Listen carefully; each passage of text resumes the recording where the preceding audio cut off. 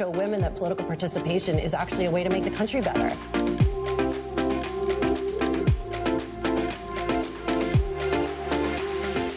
It is this incredible culmination of all of the impact of a generation of women who believe that they are equal, but don't see that equality manifested in American society.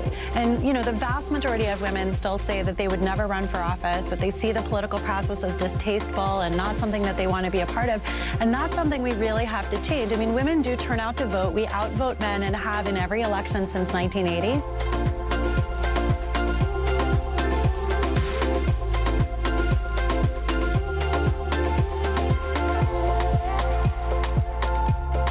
It's a game changer.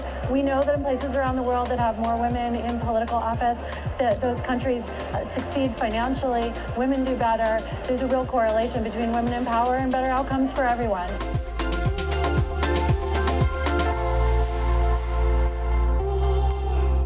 Ladies and gentlemen, please welcome the best-selling author of Crossing the Thinnest Line, Ms. Lauren Leader.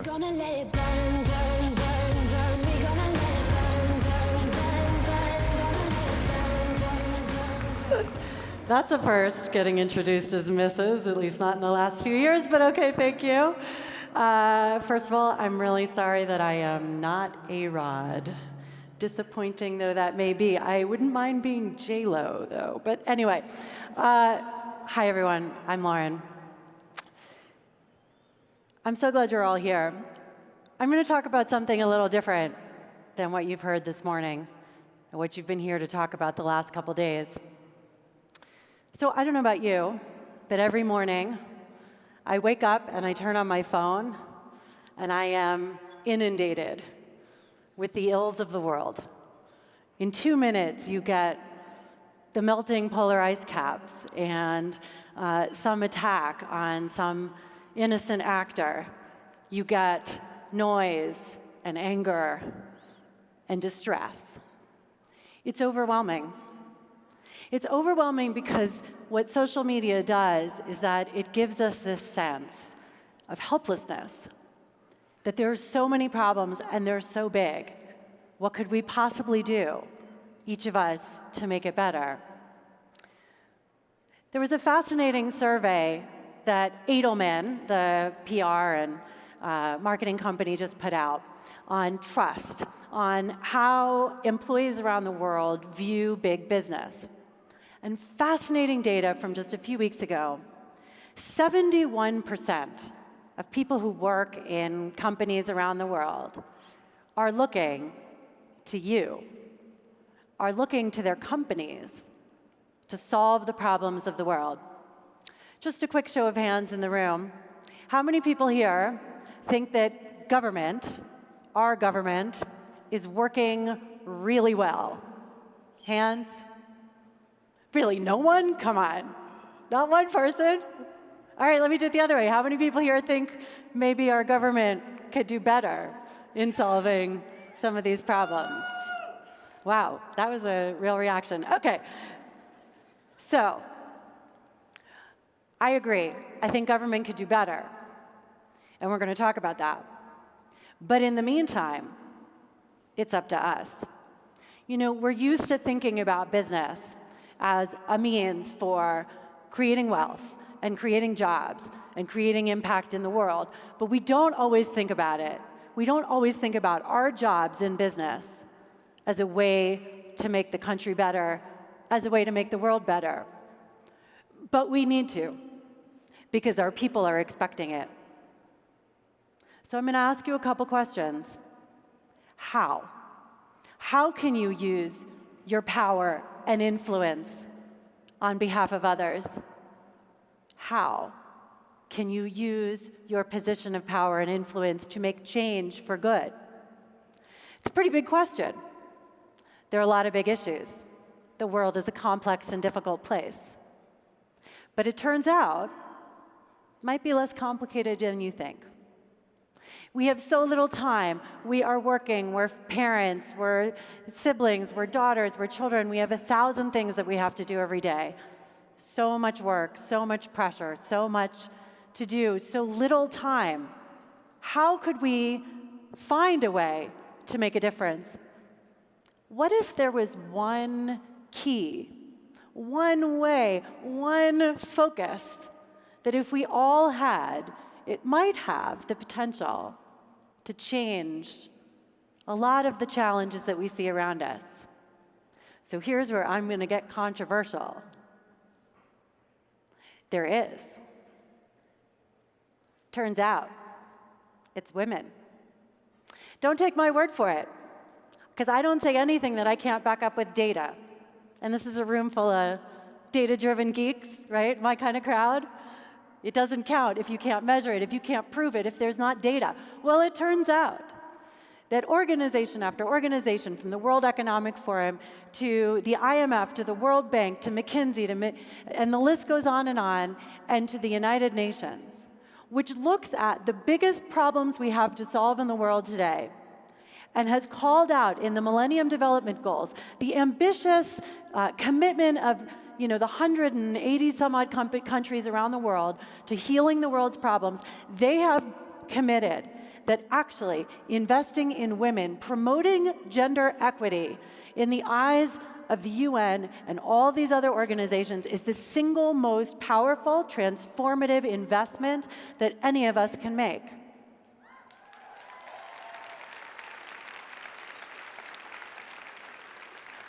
I have more data. It turns out it's not just anecdotal.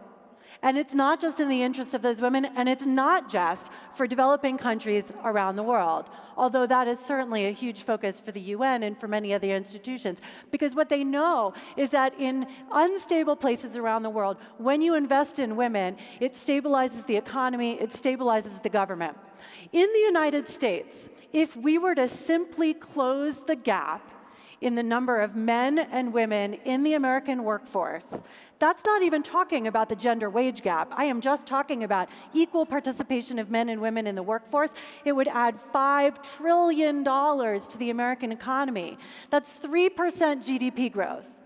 Have you heard any of our leaders talking about that? I haven't. I think they should. And in our businesses, the data is so overwhelming that when there are women in leadership, in positions of power and influence in business, those businesses do better. There's increased return on equity, increased profitability. And by the way, these are not some marginal studies run by, women. These are actually studies by Credit Suisse and the Peterson Institute, which are mostly run by men, by the way, and have looked at the data. And it's so overwhelming that they have sparked this conversation in boardrooms all around the world about why women matter so much. So it's not just in business, and it's not just in the economy. How many of you raised your hands to say our political process is broken? A lot of you. Well, I'm going to propose this radical idea. Putting women in political office makes our government better. It makes it work better. It makes it work for all of us. And by the way, it's not anecdotal. There's data to prove it. Every study has shown that when women are in political office, they work harder, they're more bipartisan, they reach across the aisle, and guess what?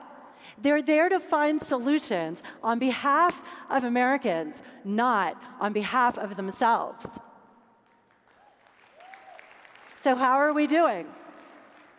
I mean, the United States is a model of democracy for the world. We have one of the highest rates of women's education in the world. 61% of college degrees now are going to women. We're remarkably achieving, and yet, how do we rank? Oh, you can't see can you see my chart? Turns out, not so good. The World Economic Forum ranks the United States 51st in the world for gender equity. 51st. We're not even in the top 10. You know why that is? It is because the vast majority of Americans in poverty are women and children, because we have high rates of domestic violence. 1 in 3 American women faces domestic violence, because we face barriers to the full realization of our hopes and dreams, and because we do not have full equality in American society. So what about politics? It was the year of the woman, right? Didn't you hear? Maybe you heard me say it on MSNBC. Guess where we are on politics?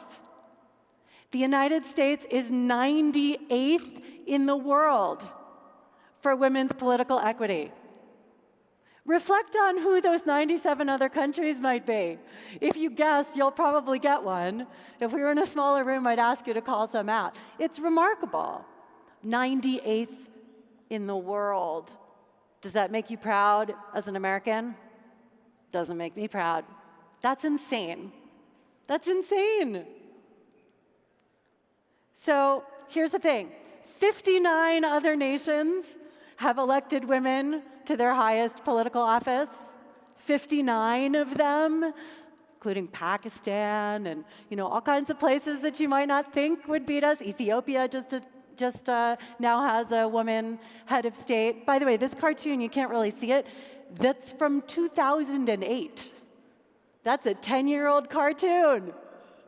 Insert face of current one of 4, potentially more women candidates running for president in the cartoon. It's still pretty relevant.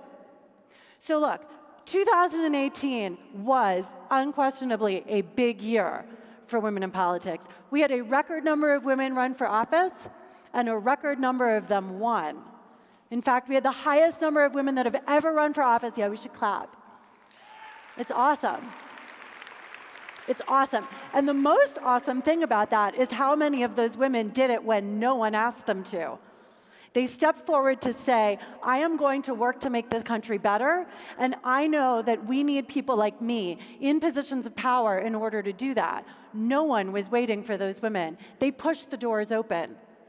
But does it feel like maybe the big progress that was promised? Well, it turns out the numbers tell a different story, because even with the record number of women that were elected to office this year, we are barely at 25%. And in Utah, you've never broken 20% women in either your state house or your Senate. People were 51% of the population. The essence of democracy, the thing that our ancestors fought and died for, the core ideal of our nation, is that we are meant to have a representative government of the people, by the people, for the people. That doesn't look like 20% in my book. It's time to change this.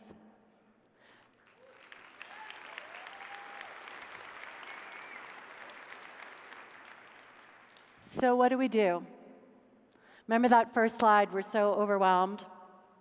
I'm going to argue that the number one biggest, best, highest payoff investment that every person in this room can make to making our country better is to support women running for office on either side of the political divide.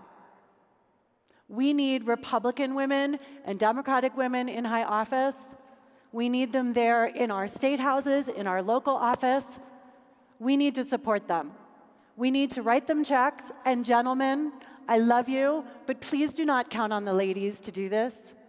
Women candidates struggle to get men to contribute to their campaigns because everyone thinks, well, the women will take care of it.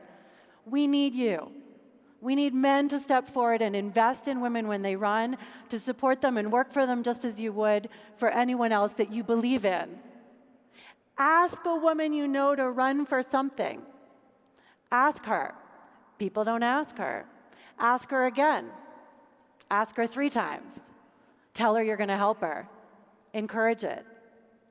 Or do it yourself, ladies. Do it yourself. I just committed yesterday. I signed the papers. It is big time politics, let me tell you. I am running for office for the town board of the town of Harrison, New York in Westchester County. It's big time, let me tell you. There's like 4 of us. But I'll tell you what, it's my small little local town, population 20,000, but I would be the only woman on the town board. I would be the only person with kids in the schools. I'd be the only single parent on the town board, and it matters. There's stuff going on in my town that I don't like. I've got a police chief who's been serially sexually harassing the women on his force. That's not okay for me.